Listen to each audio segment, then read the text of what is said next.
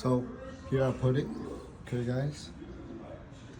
I put a new door stopper, a new camera.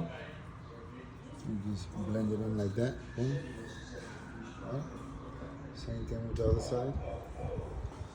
So the main thing, guys, we changed it, and I wasn't here. Because if I was here, I would have told him to hold on. I would have did the repair. But this is okay too, because I can handle it, because I'm a professional.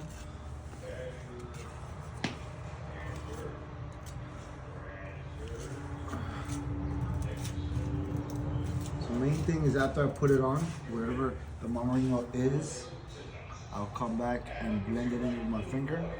I'm just compressing it, removing some off, making it nice and smooth. And then I'll come back with the line wash to blend the colors. This is the process, guys. Easy fix for Mr. Exotic. Thank God. That's it. When I need it is the right color Venetian plaster and my marino tools, guys. Stay tuned.